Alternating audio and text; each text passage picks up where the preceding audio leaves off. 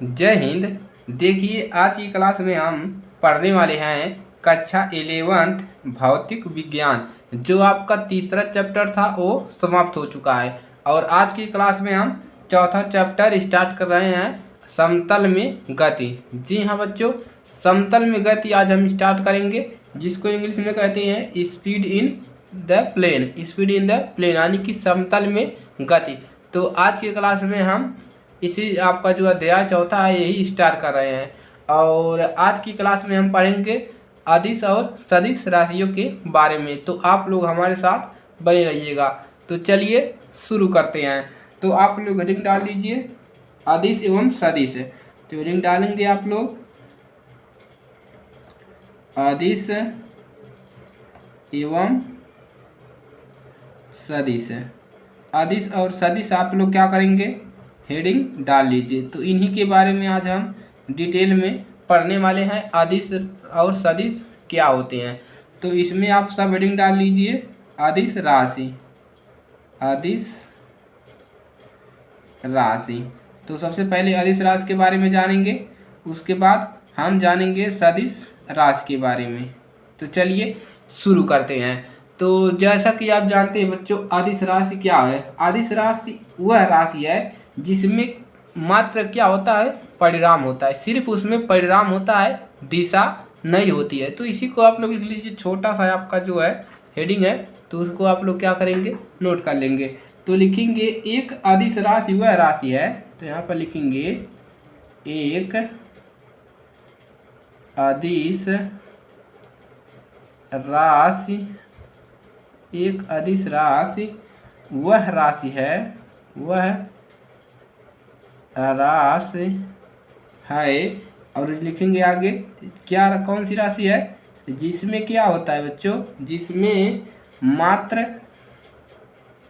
परिमाण की, जिसमें मात्र क्या होता है, परिमाण होता है और क्या होता है, दिशा नहीं होती है। देखिए, अदिश राशि में केवल परिमाण होगा, दिशा नहीं होगा। और इसको कैसे व्यक्त करते हैं उसके बारे में जानते हैं। तो लिखेंगे इसे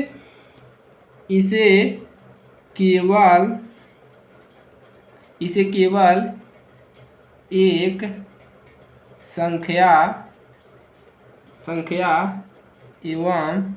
एवं उचित मात्रक संख्या एवं एक उचित मात्रक द्वारा पूर्ण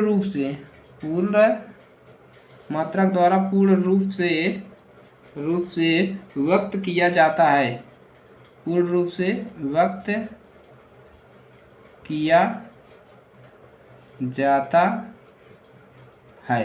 देखिए क्या कह रहा है कि अदिश वह जिसमें केवल क्या होता है, परिमाण होता है और इसे केवल एक संख्या, मतलब इसे संख्या या उचित मात्रक द्वारा पूर्ण रूप से व्यक्त किया जाता है। जैसे हम समझ लें इसमें उदाहरण अगर हम लें इसमें, तो उदाहरण से समझते हैं। उदाहरण से समझेंगे। चलिए उदाहरण देख लेते हैं। उदाहरण के लिए क्या लिख सकते हैं, जैसे दो बिंदुओं की दूरी, जैसे मान लीजिए यहाँ पर एक बिंदु है और एक बिंदु यहाँ पर है। यहाँ पर मान लीजिए ए है और यहाँ पर क्या है, बी है, यहाँ से और यहाँ तक। तो ए और बी, इसके दो बिंदुओं के बीच की अगर दूरी निकाली जाए तो इसमें केवल परिणाम है। केवल हमको क्या निकालना है, यहाँ से यहाँ तक की दूरी। दो बिंदु है, इसके बीच की दूरी निकालना है हमको। दिशा इसमें नहीं पता है, केवल हमको दो बिंदुओं की दूरी निकालना है। तो हम इसमें लिखेंगे दो बिंदुओं के बीच की दूरी। तो ये लिख लीजिए दो बिंदुओं, उदाहरण में लिख लेंगे दो बिंदुओं के बीच की दूरी,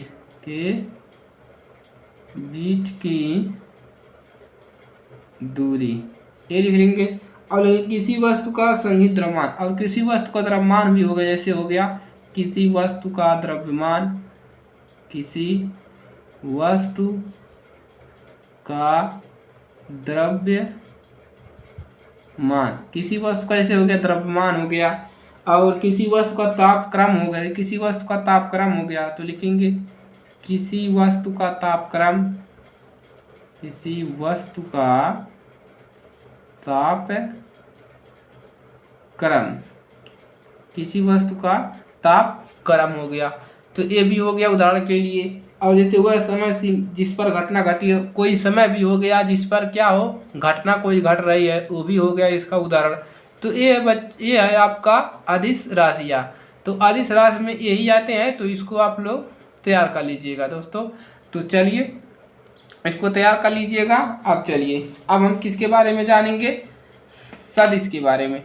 तो आप लोग क्या करेंगे, हेडिंग डाल लो सदिश राशि। तो दूसरे नंबर पे डाल लो सदिश राशि। सदिश राशि हो गया। अब चलिए अब हम इसको समझेंगे कि सदिश राशि क्या होता है। तो कुछ लोग जान भी रहे होंगे भाई कि सदिश राशि क्या होता है, तो बताओ भाई लोग सदिश राशियाँ क्या होती हैं। तो वे राशियाँ जो जिसमें दिशा और परिणाम दोनों होता है, इसी को कहते हैं, आप सभी लोग जानते हैं। तो उसी को हम इसमें यहाँ पर लिख लेंगे और इसमें उदाहरण भी दिखा देंगे थोड़ा बहुत। तो चलिए लिखेंगे कि एक सदिश राशि वह राशि है, लिखेंगे क्या लिखेंगे, एक सदिश राशि वह राशि है, एक सदिश राशि वह राशि है जिसमें परिमाण लिखेंगे, जिसमें परिमाण एवं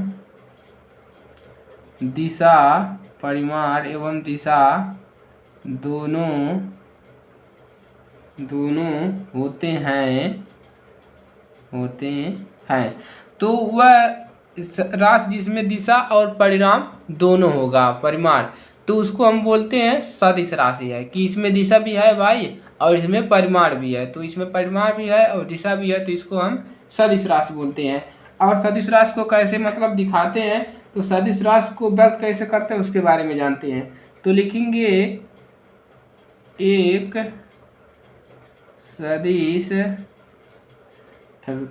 सदिश को उसके